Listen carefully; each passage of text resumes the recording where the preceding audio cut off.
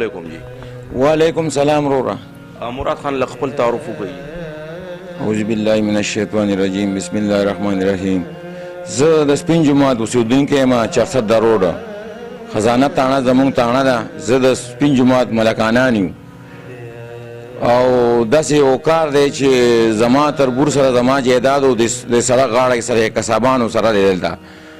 نو هغه تربور سره زما لانجه وه نو هغه سره زما لانجه وه نو دې کساب پکې رو د انګلچه کوم چې زما په دوکان کې پروت دی نو دو ما ته کنزل وکړو. ما ته ډېر د بېعزتۍ کنزل وکړو. نو هلکه ظالمه زما خپل تربور سره لانجه ده ستا څه کار دی چې ما ته د بېعزتۍ کنزل کې. نو ما ورته وویل زه تا سره به بیا ګورم خو تربور نه ما له خپلې پیسې راکړې زما چې حق و پردی حق خو موږ نه خورو زما چې څه حق و هغه یې ما له راکړو.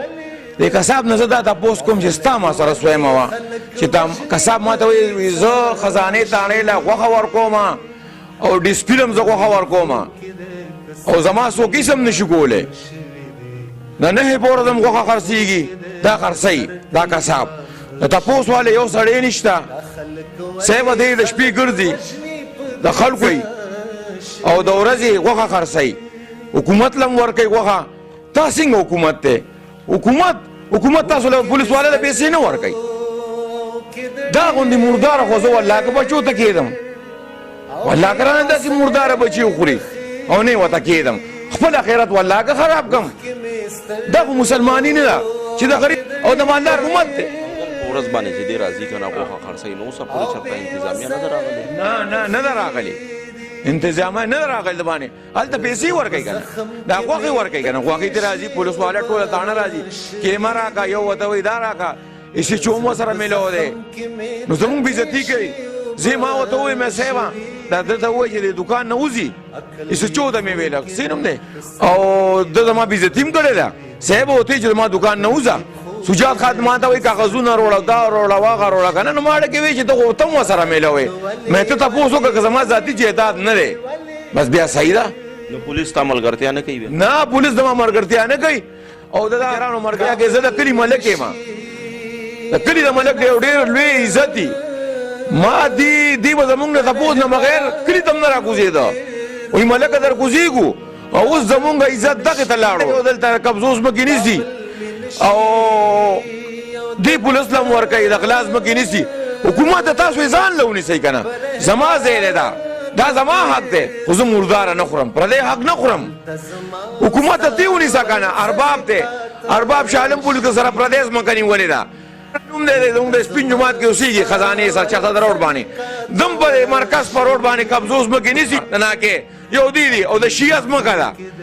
دا ځان یې زورور کړی دی د دې به څه کېږي د دې کوم پرتوک به کېږي یار. حکومت د غلو عمر کړی دی غم نه کوي. زه د سپین جومات اوسېدونکی یم دې دې مال راشي زه به ورته یو سړی باقاعده به ګوته کړم حالات کې شپو کړم ما ورته یې صاحبه لاړ شه هغه راوله کساب راوله زما دوکان ما ته خوشي کړي ما ته وایي ته تا حالات کې اچوي تا باندې درخواست دی مې زه خو 2 ورځې مخکې م راغلی یم په کار چې ما زه 2 ورځې مخکې بند کړی وی زه ایسچو صاحب بند کړم چې بند یې کړم اماجر راغوه کساب هغه دله غوښه مخه روړه او بس هغه تاڼه کې راوړې ولاړو. زه ورته چغې وایم چې زما لکه سبا اپریشن نن زما اپریشن دی نن هم اپریشن دی زما د خپې ته وګورئ نهونه ترې روان دي زه چا خوشی نه کړم او هغه کساب یې خوشی کړو زه د کلي ملک یم زه یې خوشی نه کړم او هغه کساب یې خوشی کړو دا کې ما باندې شپه وکړه